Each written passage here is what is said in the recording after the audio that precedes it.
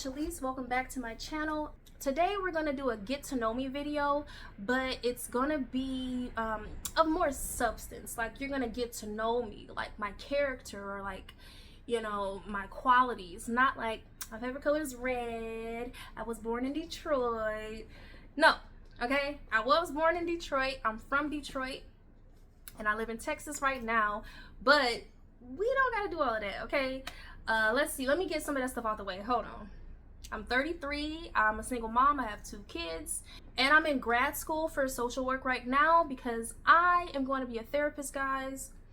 And then I'm gonna get a doctorate right after the master's. Like, we're going all the way. I am going to start a nonprofit that helps women who have survived abuse and sex and human trafficking victims. Okay, I'm so passionate about that. But yeah, I think that's like, you know, like the little stuff that people say when they do get to know me's. Okay, so now let's really get to know me a little better. So who am I in this current season of my life? Okay, so in this current season of my life, I am getting focused. I'm not focused yet. I'm not focused yet. I am getting focused, okay? My pastor declared that this is a year of vision for those of us, you know, that go to my church. And I think too, anybody that we're meant to help and they come into contact with us, I think it's a year of vision for you too. So if you are connected with me and you're resonating with what I'm saying, that means that God wanted you to hear what I gotta say. So it must be a year of vision for you too. So this is a year of vision, meaning I am going to be relying on God to show me what type of woman he wants me to be and how to get there.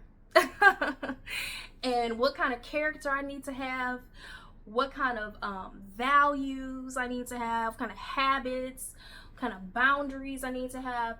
Yes, a year of vision. Okay, so that's the season I am in my life right now, cultivating vision, cultivating purpose. What is a belief about myself that I am actively unlearning? I have to do everything at a high performing level all the time, and I got to do it myself, and that I can't rely on anyone. That is something I'm actively unlearning. I'm truly learning just how much I need God, how much we all need God, and how much I need to be putting my entire life into his hands. Like, my life is not my own. God created me for a reason. He had a job that he wanted me to specifically do, and therefore I need his help in doing that, which means I need his help in living life, period. And so I am learning to like ask God for help with everything. Yes, if I'm overeating, Lord, help give me the mindset to stop overeating, to not desire to eat past my limit, Lord. And if I do, convict me and yell at me when I'm about to do it so that I stop. Stuff simple as that. It don't matter what it is. You need God's help with everything. And I'm really learning that. It's so true. And so that's what I'm unlearning, is that my willpower is not enough to affect change for me long term. Like, not in every area. If it's an area that you struggle in, you struggle there for a reason, because you need God's help. What habits am I working to build and why? I am working to build just habits of consistently being able to stick to a routine. I was recently diagnosed with inattentive ADHD, really a combination of inattentive and hyperactive ADHD. And literally over the summer, like in September, well, at the end of the summer, and I think I got diagnosed in September. of 2025. Like, I was wondering why all my life I could not stick to a routine. Like, it don't matter what I do, it don't matter what I set, what routine I set, I might be able to stick to it for 3 weeks, maybe for 3 months, but eventually I always revert back. No amount of willpower has gotten me to change those habits. So yeah, one habit that I want to change is being able to stick to a routine and just getting this ADHD under control, with things like therapy, journaling, and I'm learning how to slowly build and stack habits together that'll help me be able to, you know, create a consistent life. Another thing is building too much stuff on top of myself, expecting myself to perform at level like 100, and people without ADHD can barely perform at level 100. They probably perform at levels like 70 or 80, and I'm trying to go above that when I got ADHD, when that's something that we struggle with.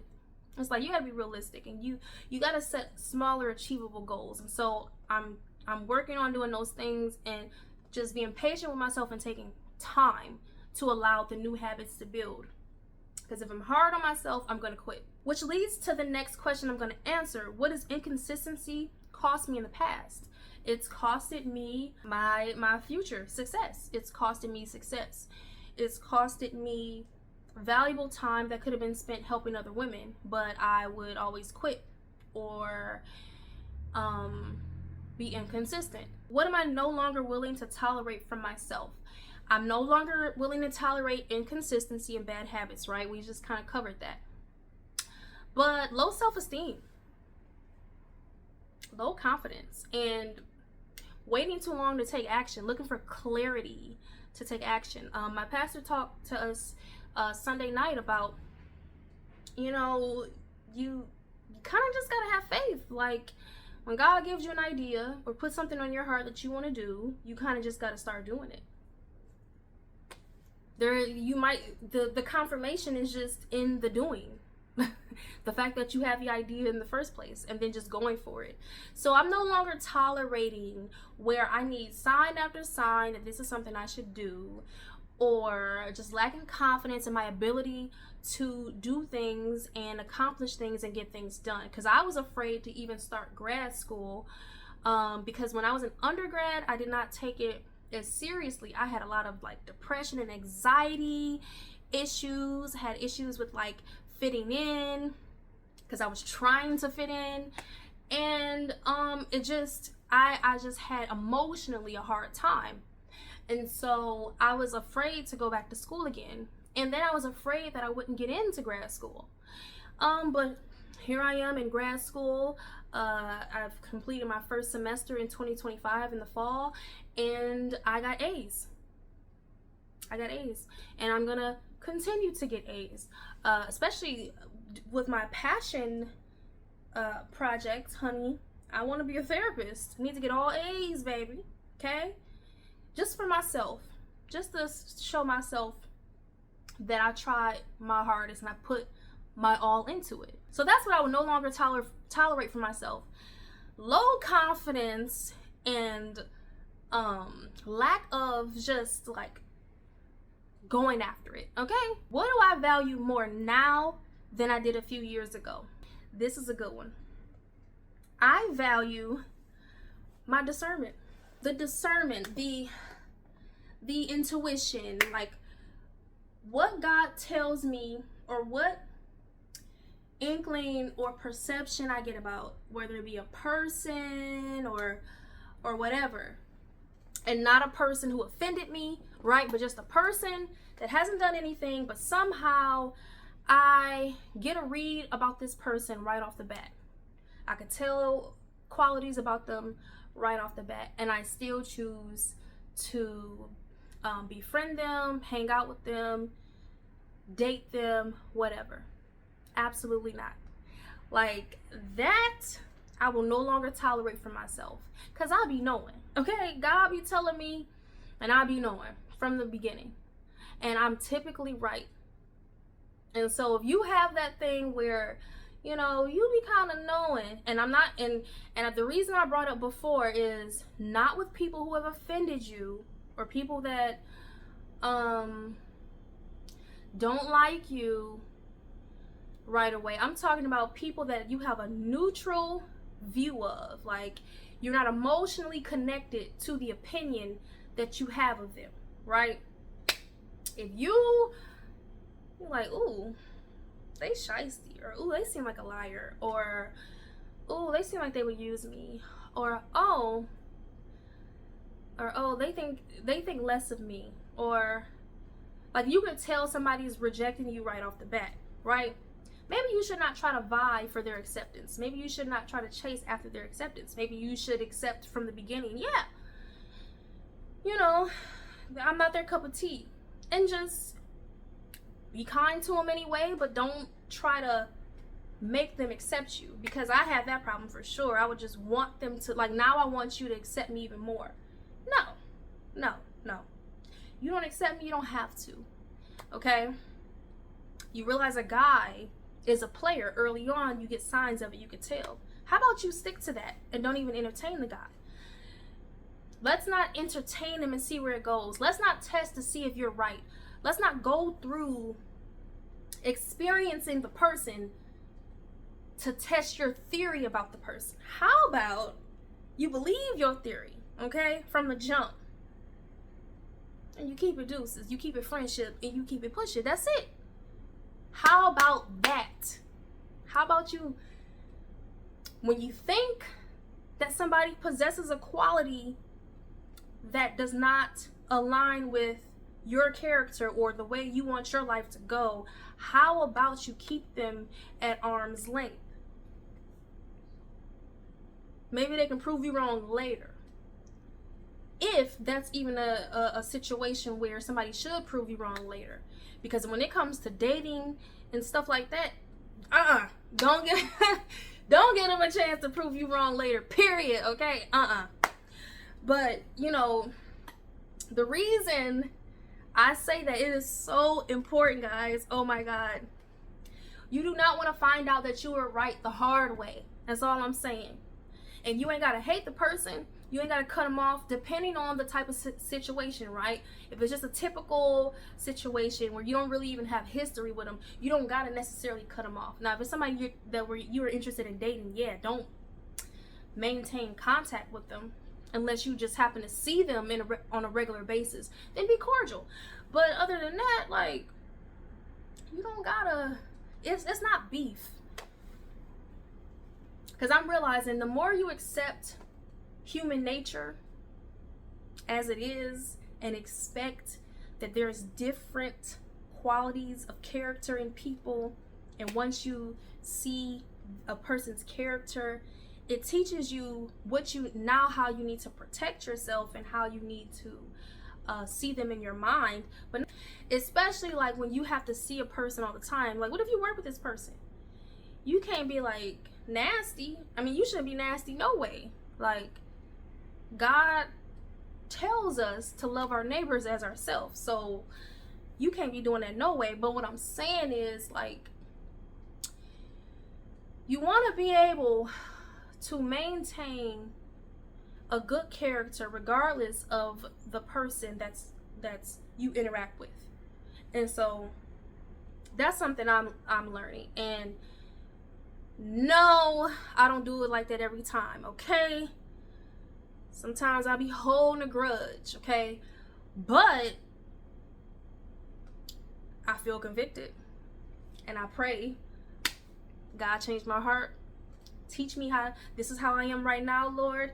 Teach me how to be how you want me to be. Give me the tools I need for the change.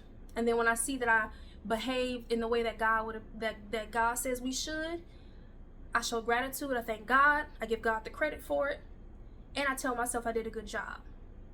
Positive reinforcement, baby. Okay, so that's it, guys. That was just like a short, like, little get to know me, and you know, on a deeper level, so you can kind of know who you're talking to, kind of know who is telling you all this stuff. Like, who is this girl? You know what I'm saying? I don't even, if I didn't mention it already in this particular video, I have dealt with narcissistic abuse in relationships, friendships, and in my family life.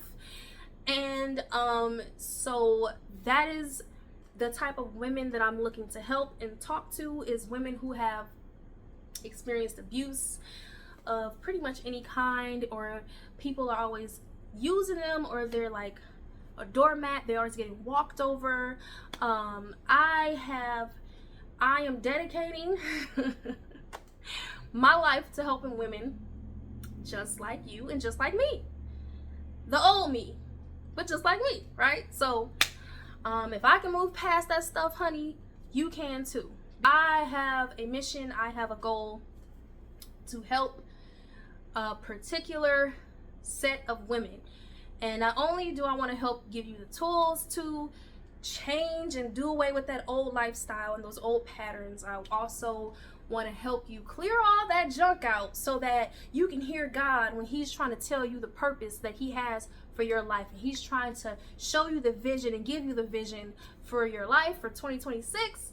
And you can't hear it, you can't see it, because you're too sidetracked by being abused or by thinking less of yourself. Because if you have low self-esteem, you cannot live in purpose, or you can't sustain it. It's not going to work. So yeah, if you're interested in that, subscribe. See y'all in the next video.